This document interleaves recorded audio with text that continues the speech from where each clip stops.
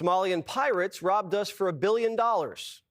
According to a new bombshell report from the New York Times, Somalian migrants in Minnesota have defrauded nearly $1 billion in taxpayer-funded benefits under Democrat Governor Walz's leadership.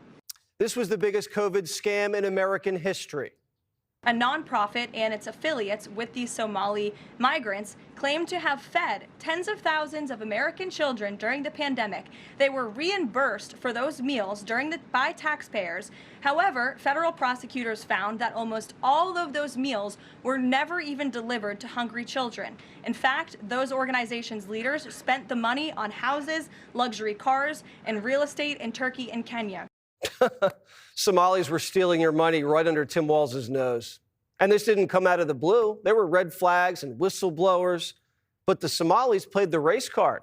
They said they'd sue and go to the press if the funds didn't come through. This was right after the Floyd riots. Walz didn't want the racial heat. Minnesota Democrats also didn't want to tick off one of their most powerful voting blocs. We've been importing thousands of Somalians into Minnesota for decades, and they've been feasting on Minnesota's welfare programs. Now they're political heavyweights. So when government whistleblowers told Walz what was happening, he tried shutting them up, they say. Tim Walz systematically retaliated against whistleblowers using monitoring, threats, repression, and did his best to discredit fraud reports. So Walz had a COVID snitch line, but when someone snitched on the Somalis, he hung up the phone. This should have been the biggest story of the election. Kamala's VP pick let his state get fleeced. Walz even gave one of the Somalis a trophy before she was arrested, the Outstanding Refugee Award. That's enough to sink a campaign, but Kamala still picked him. Government whistleblowers say they warned Kamala and the DNC about it also. Now, Tim Walz says, don't blame the Somalis. It's not just Somalis. Minnesota is a generous state. Minnesota is a prosperous state, a well-run state. We're AAA bond rated, but that attracts criminals. Getting scammed isn't generous. It's stupid.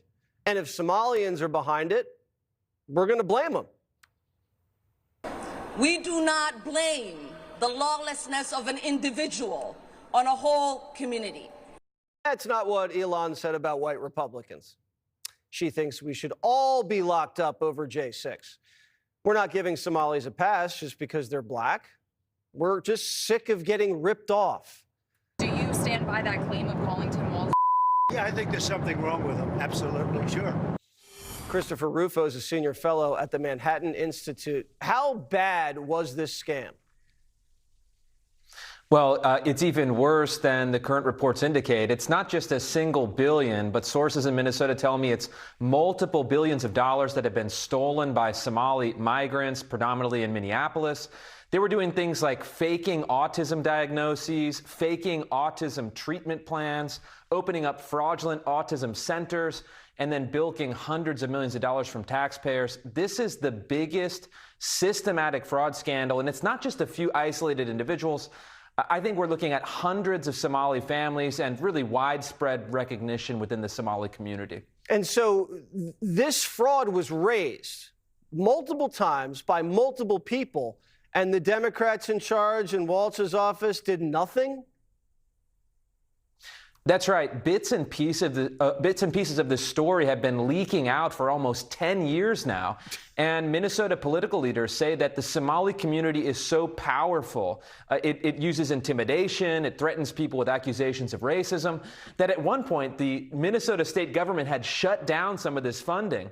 But upon threats from the community, they reopened it without any investigation, any penalty. And this is what happens when you get Minnesota nice. That mixes with a Somali community that seems to think it could commit fraud with impunity.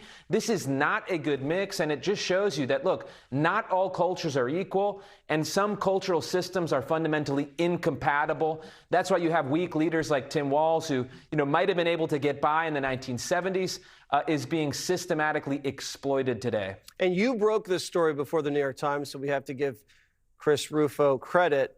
I mean, you have been breaking a lot of stories before the Times. It seems like a pattern. So keep up the great work, Chris. We really appreciate it.